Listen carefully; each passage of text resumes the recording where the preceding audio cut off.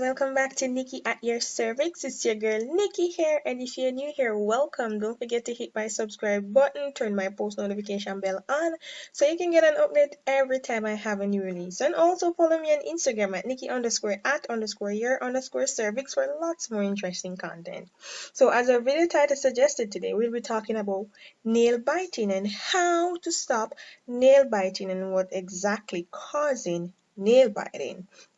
So nail biting is also called onychophagia, and this is basically the clinical name for fingernail biting. So it's a common stress-related or nervous habit in children and even adults, and it involves biting the nail plate, biting off the soft tissues of the nail bed, as well as biting the cuticles of your nails as well. So onychophagia is also known as onychotillomania, which involves or includes the habit of picking or otherwise manipulating your nails. So some researchers believe that the nail biting that you're doing is a result of a delay or a dysfunction in the oral phase of the psychological development when you were growing up. So when you're growing up, you have a list of phases that you go through, and if you have a delay in one phase, scientists believe that it progress into adulthood. So they are believing that this may be a cause as well. And a key thing to note that is that some scientists believe that it's also genetic. So parents who bite their nails do have children who bite their nails, and studies have shown that parents who bite their nails, even if they stop biting their nails before delivering the baby still comes and be a nail biter. They also believe that onychophagia can cause distress, emotional tension, even social embarrassment, and it's also associated with other habit disorders like compulsive skin picking and so on. And even though it does not cause them, it's also associated with other psychological disorder or psychiatric disorders like OCDs, ADHD, separation anxiety, Tourette syndromes, and so on. So it's very important to note that nail biting can cause physical problems, which can include stomach infection as a result from swallowing your bitten nails, fungal infection of the nail plate, we call that onychomycosis, and fungal infection of the surrounding skin, we call that paronychia.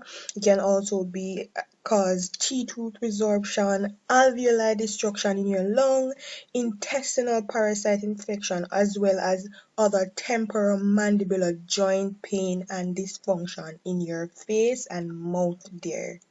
So nail biting can indeed make your nail weird. It can even spoil your smell and make you sick. So what I'm going to do today is I'm going to tell you 6 tips on how to prevent or stop nail biting. So the first thing I'm going to tell you to do is to cut them short. So if there isn't enough nail to grab with your teeth, it won't feel as satisfying when you are trying to give them a bite. So always cut your nails short and groom them, as in shave them a specific way so that they're smooth and there isn't nail that is broken off and hanging off. Because when there's hang nails, you tend to want to bite that hang nail off, and once you go down with your mouth and your teeth, you will not stop biting. Another one is to coat them with a bad taste.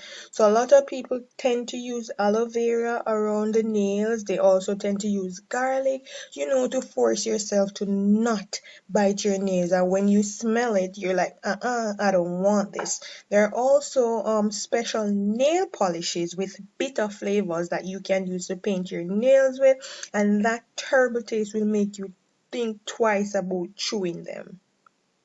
Another one is get manicures very often. So spending your money at the nail salon give you both a good looking nails as well as a reason to keep them away from your mouth. So when you go to get your manicures, they fix your nails up, they clean them up, you're almost not tempted to go damage them and mash them up and bite them all over at the same time. So you're giving yourself more time in between the different surges or episodes when you go for biting. And the longer you take, the more you're at it to stop it completely. Another one is to wear gloves or other things over the nail. So it may sound silly to you, but you can get your nail. You can't bite your nails if you can't get to them. So if gloves won't work, you can also use stickers or band-aids or just something to cover your nails. So it's like you're distracting your brain from seeing your nails. And if you can't get to them, you won't bite them.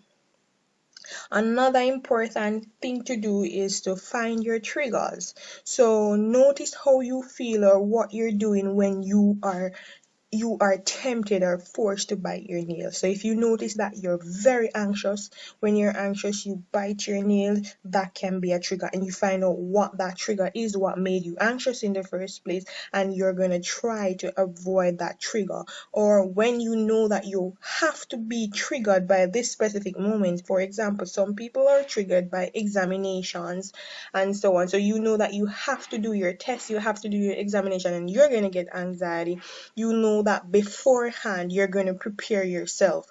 So you're going to wrap up your nails or you're going to cut them short. You're going to do the procedures to just prevent you from going at your nails when you have an anxiety or when you have another trigger.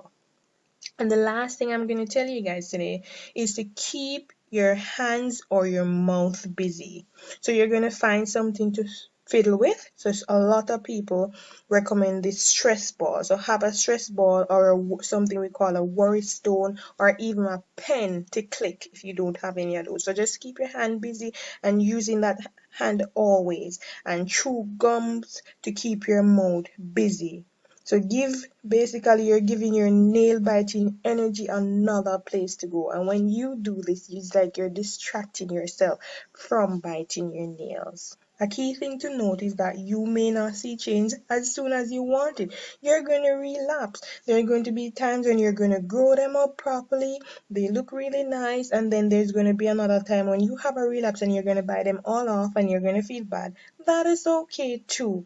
Just start the process again and start doing the things again until you can get the hang of it. Are you a nail biter? Have you ever tried to stop biting your nails, and what measures did you use to stop biting your nails? Drop it in the comment section below. And that's it for this video. If you have any question, drop it in the comment section as well. And don't forget to follow me on Instagram at Nicky_@_your_cervix for lots more interesting content. And like, comment, share, and subscribe to Nicky at Your Cervix on YouTube. Until next time, see you soon. Bye.